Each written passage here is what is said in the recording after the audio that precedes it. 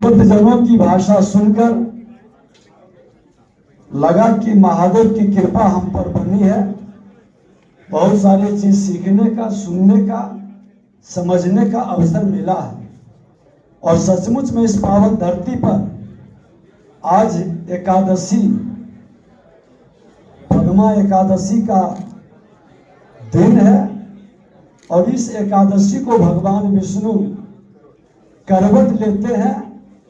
परिवर्तन की शुरुआत है और सचमुच में लगता है कि ये परिवर्तन कहीं न कहीं राष्ट्र के अंदर, समाज के अंदर, हमारे विचारों के अंदर विकारों से मुक्त होने का अवसर मिला है। एक राष्ट्र की बनावट के पीछे एक संस्कृति की बुनावट छिपी रहती है, लेकिन स्वयं संस्कृति का आकार अधिकतर उन मान्यताओं के द्वारा तय होता है जो वहाँ के लोग अपने बारे में सोचते हैं।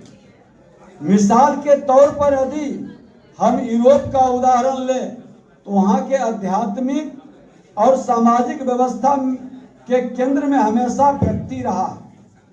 यही कारण है कि वहाँ की राष्ट्र की धारणा भी स्वायत्त, व्यक्तिवादी और आत्म केंद्रित रूप में आगे बढ़ी है, जबकि हमारी सनातन संस्कृति में ईश्वर की आराधना भी सर्वे भवन्तु सुखिनः के भाव से करने पर बल दिया जाता है। स्वयं ईश्वर को हमने कई रूपों में देखा है। हमारी सामाजिक व्यवस्था भी खुद से पहले परिवार और परिवार से पहले समुदाय के बारे में सोचने पर जोर देती है।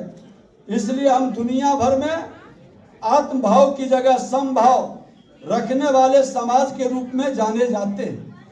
जब हम राष्ट्र के रूप में भारत के बारे में विचार करें तो सबसे पहले हमें उसके पीछे की कल्पना को स्पष्ट रूप से समझना चाहिए। हमें यह समझना होगा कि जिस राष्ट्र की हम बात कर रहे हैं, क्या वह 15 अगस्त 1947 के बाद की भौगोलिक क्षेत्र पर है? क्या वह शासकीय नियमों से बंधे महज एक राजनीति इकाई भर है? विचारना होगा हमको, गंभीरता से सोचना होगा हमको। यदि हम ऐसा सोचते हैं तो निश्चित रूप से अपने सनातन मूल्यों की अवहेलना तो है ही, कहीं न कहीं अपनी पहचान से भी मुंह मोड़ने की बात होती है। हमें यह भी याद रखना चाहिए कि भारत एक प्राचीनतम राष्ट्र है जिसका मूल स्वरूप राजनीति नहीं सांस्कृतिक है। सांस्कृतिक एकता का भाव ही हमारी राजनीतिक एकता की प्रेरक शक्ति रही है। इतिहास गवाह रहा है। आप इतिहास को जानेंगे, प्रकृति के प्रकोप से भूगोल भी बदल गया, इतिहास भी बदल गया, लेकिन सांस्कृतिक विरासत के कारण हम अपनी पहचान को बदल लें।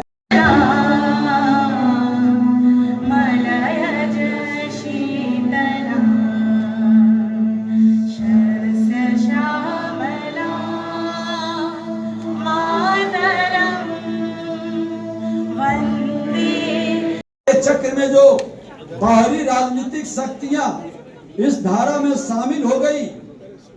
एक लोकगीत भी गाती हैं।